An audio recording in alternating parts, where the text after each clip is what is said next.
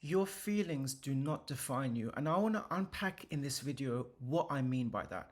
I see time and again with work with my clients, just this issue coming up in different forms, but it comes down to the same points.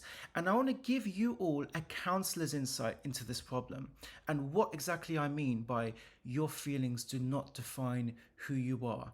So there are times where we feel low, where we feel down. And for some of us, we experience that longer than others. So for others, it might be that there are times where we feel down, but we can very quickly go over it. We know what the issue is, and we can go on to living our lives again.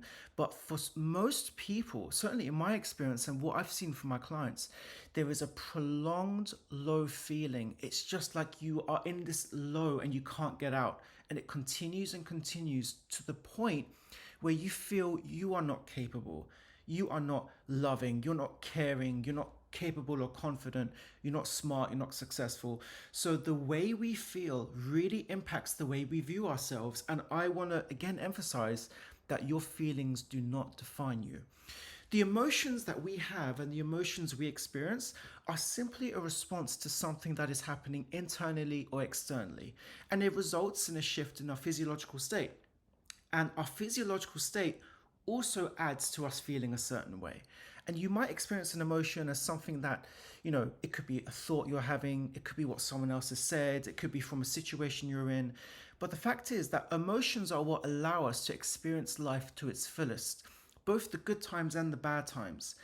The problem is not the emotion, but when there is an imbalance in the emotions that we're feeling, particularly when we're feeling quite low and when we're feeling quite low for a prolonged period of time. And that is often what depression is. It's just this low feeling or this numbness, that there's no joy. You get to the point where you don't even feel sad anymore. There's just nothing there. There's a numbness. And it's based on the fact that you've stopped having the kind of fluctuations in your emotions, that there's an imbalance. So let me give you an example. So let's say you're going to give a presentation.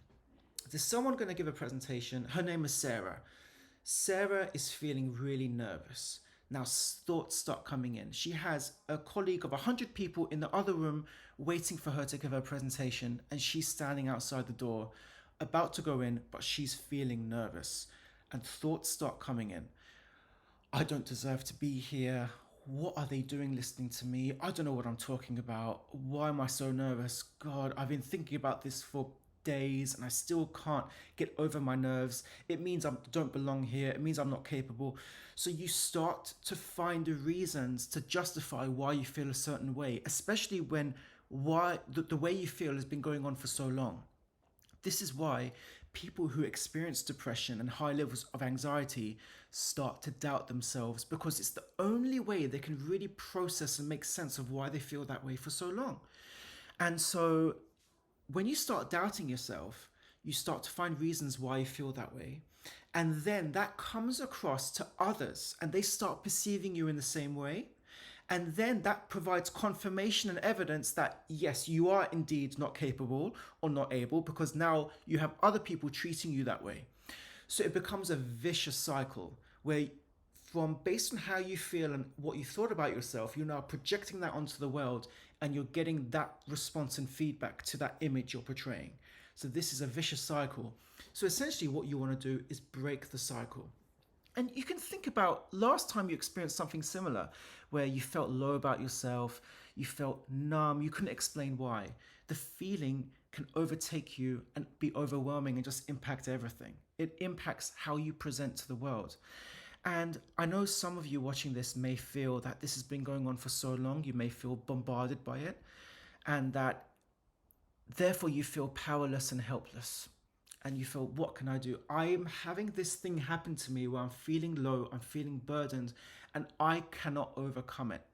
I'm helpless. No matter what I try to do, it's just not helping. And even if I do feel a bit better, there it is, just waiting for me, and I'll go back into a low, depressed, numb state. And it's so easy, therefore, for us to feel like our feelings define us because we're feeling it. Like, no matter what you think, like, I'm great or I'm confident or I'm capable, the feeling is still there. It's like a constant reminder that you're not. But that's not true. That's the point of the feeling. It makes you want to think that way because naturally you're going to want to think that way because you're feeling it. Your thoughts don't match up with how you're feeling, and it's easier to give into the feeling just because of how strong and present that feeling is. It's just so hard to avoid. And this is where some people in some cases can turn to alcohol, drugs, anything to escape the pain that they're experiencing. And while that feels good because you are escaping that pain, it's actually adding to that vicious cycle and adding to the longer term torment that you're giving to yourself because you're not addressing the root issue. Now, the problem in my experience as a counselor, and something that I tell my clients, is that we are not taught how to deal with very difficult emotions very well. In our society, there's a big emphasis on essentially doing well, getting the right grades, making your boss proud, pleasing members of your family, not disappointing people. We learned that, disappointing people is very bad. So therefore you have to say yes to everything. And now we're creating this culture of people wanting to please others, wanting to say yes, and therefore putting other people's needs first. As a society, we're great at that, but we're not great at saying, your needs matter. What do you need? And you assert them, despite what anyone else thinks, because your needs matter, because you matter. And by doing that, you can be able to better assert boundaries, better understand why you're feeling a certain way, and put in place things in your life that will help you to overcome those difficulties and not succumb to that to the grip hold that emotions can sometimes take of us. Now, the fact is, it might be in some cases that you feel a certain way and you feel low because it actually was designed to help you at a certain point.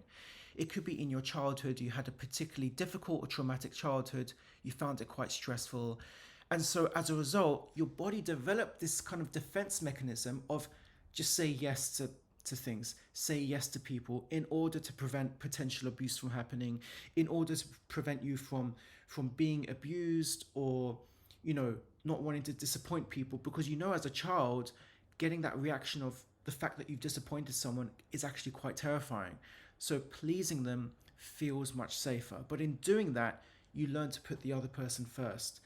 Now you're an adult and you're still putting other people first at the expense of your own happiness.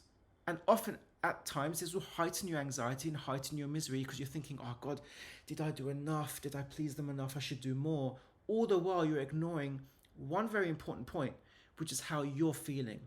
And so this is really the work I do as a counselor most of the time, is to help people find their own voice again, assert themselves and establish boundaries where they can protect their own well-being while putting in boundaries that help to preserve relationships at the same time. So it is a very complicated balance, but this is something I see time and again where clients come and say, oh no, I just feel helpless. I don't feel I'm capable of overcoming this thing.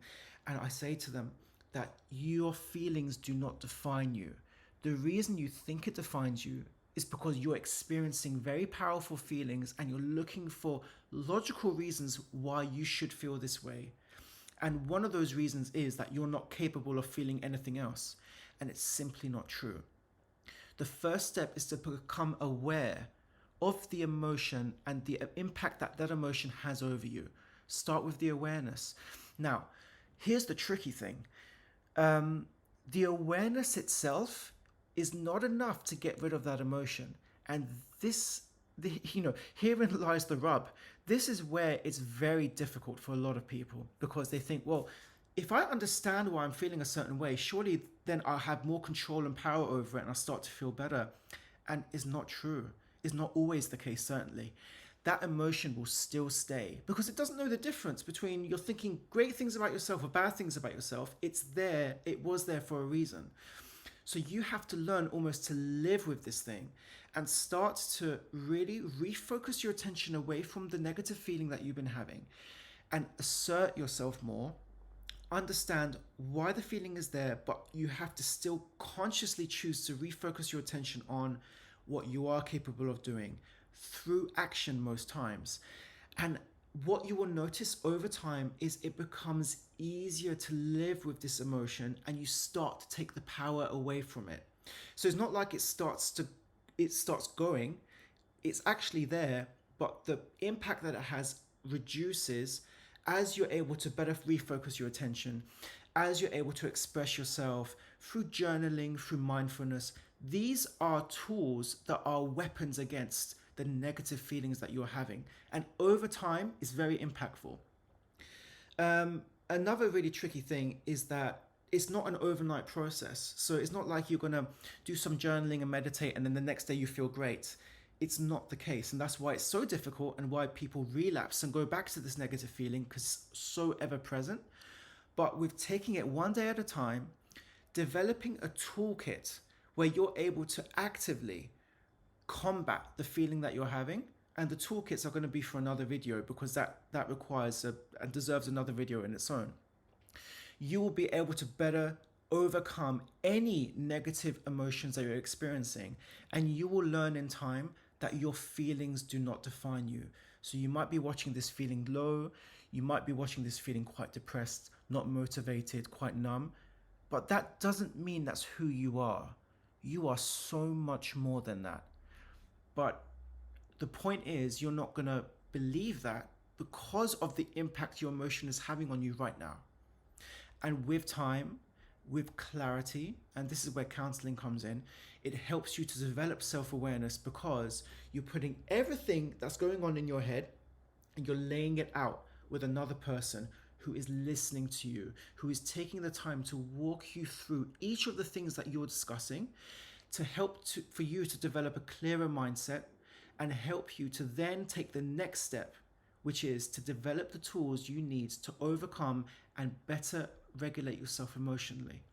It is from that point you will notice that you start to develop the power, you get the power back. You're taking the power away from the negative emotion that you are investing in, and you're investing it elsewhere into your overall well-being. And what you need to do is you need to look at this negative feeling not as a sign of weakness, but just as a response to something that is not right in your life. Emotions are not there to torture us. They're actually there to give us a signal that something's up. Something is not quite right. There's a reason I'm making you feel low right now. It's because there's an aspect of your life, or maybe aspects of your life, you need to adjust. And it might be very difficult to do that. It might well mean ending relationships. It might well mean moving jobs. It could be anything. But it means taking very difficult decisions, but it's those very difficult decisions that will lead you to being better able to regulate yourself. So please, if there's anything I want you to take away from this video, it's that your feelings do not define you, even if they feel they do. Even if you feel powerless and helpless, I'm telling you from a counselor's insight, they don't define you. If you feel you are struggling and you need someone to talk to, please get in touch, leave a comment and I can get back to you privately. Because counseling is one of the tools that can help you just to gain clarity on aspects of your life you find difficult managing at the moment. And with time, you'll get to a place where you will look back and think, I cannot believe that what impact that emotion and that feeling had on me, and that all along I was able to overcome it. But it starts with having someone to talk to and having a space where you can feel safe to share that. Thank you so much for watching, and I'll see you in the next video.